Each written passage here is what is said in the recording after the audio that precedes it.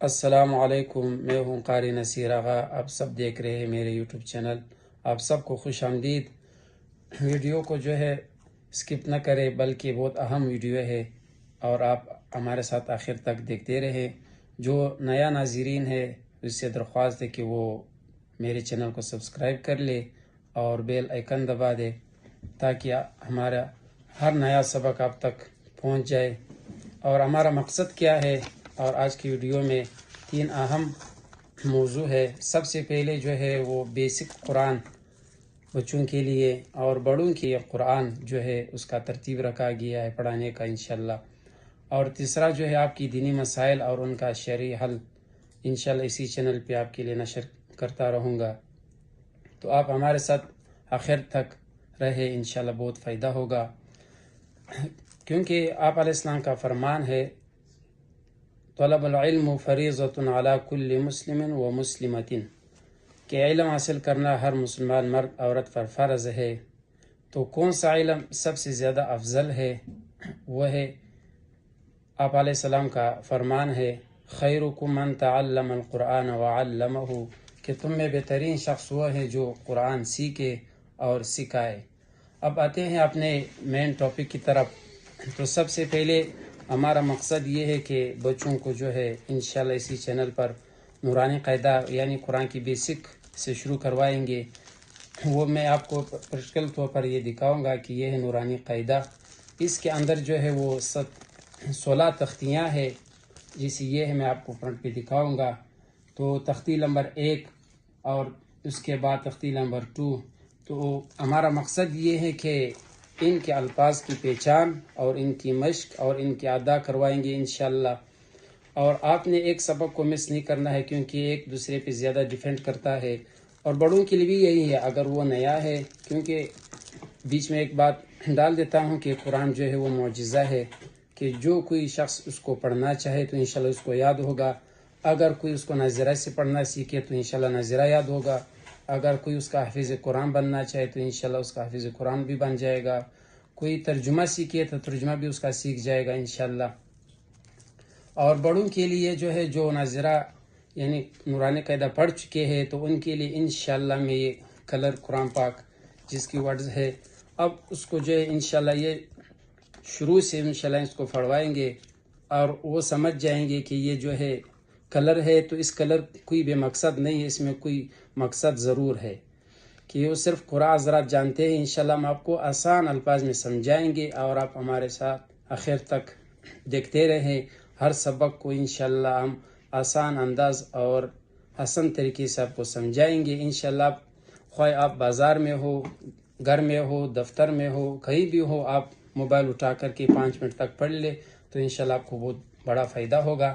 اور بات ہے تجویدی قرآن، انشاءاللہ وہ میں خود اپلوڈ کر لوں گا، آپ اسی سے پڑھ لیں گے کہ اس کے اندر جو کلر ہوتے ہیں، فار ایگزامپل کہ الحمدللہ ہے، اس کے اندر جو ہے را جو ہے وہ گرین کلر کے ہے، ایک ورڈز ہوتا ہے وہ ریڈ کلر کا ہوتا ہے. تو اس کا مقصد کیا ہوتا ہے انشاءاللہ آپ کو اس میں سمجھا دوں گا. اور اس کے ساتھ ساتھ جو ہم ناظرہ پڑھوائیں گے انشاءاللہ اس صورت کا شان نزول بھی بتائیں گے اور اس صورت کا مقصد بھی بتا دیں گے، اور کہ کہاں پہ نازل ہوا، اور قرآن کی کل صورتیں یعنی آہستہ آہستہ انشاءاللہ قرآنی معلومات بھی آپ کے ساتھ شیئر کرتے رہیں گے. اور صورت کا انشاءاللہ جو بھی سبق ہم پڑھ لیں گے اس کا ترجمہ بھی آپ کو اینڈ میں بتا دیں گے. کیونکہ قرآن صرف ناظرے کے لیے نہیں ہے بلکہ ان کا مقصد سمجھنا ضروری ہے کہ قرآن میں اللہ کا پیغام کون سا ہے، دوسروں تک پہنچانا کون سا ہے. کہ آپ علیہ السلام کا ایک جگہ پہ ارشاد ہے کہ بلغوا عنی ولو آیا، جو کچھ تم سنو گے آگے تک پہنچانا. کیونکہ یہی ہے کہ سب سے زیادہ افضل علم، اسی لیے قرآن کو کہا گیا ہے کہ تم حاصل کرو علم اور وہ آخر تک دوسروں کو پہنچا دو. یعنی خیرکم من تعلم القرآن، اس کا مقصد یہ ہے کہ تم قرآن سیکھو اور دوسروں کو سکھاؤ. آپ علیہ السلام کا جو ہے مقصد یہی تھا. تو آپ ہمارے ساتھ آخر تک جڑے رہے.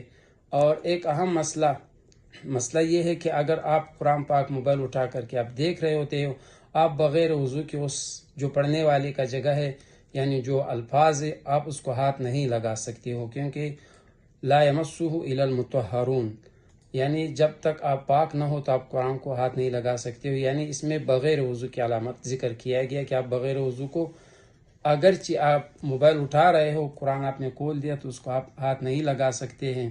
تو کوشش کر لے کہ خود بھی قرآن سیکھے اور اس کو سمجھ لے اور اس کا ترجمہ سیکھے، اس کی تفسیر سمجھے، اس کی مفہوم کو سمجھ لے، اور اپنے بچوں کو بھی قرآن سے جوڑے، علم سے جوڑے، اور تاکہ وہ دنیا اور آخرت دونوں بن جائے. کیونکہ قرآن جو ہے اللہ تعالیٰ کا وہ آخری کلام ہے کہ روز قیامت بندے کا سفارش خود اللہ سے کروائیں گے. تو کیونکہ قرآن پاک وہ واحد کتاب ہے کہ اللہ نے اس کی فضیلت میں یہ بھی بیان فرمایا گیا ہے کہ اس کی ایک لفظ پہ 10 نیکی ملتا ہے.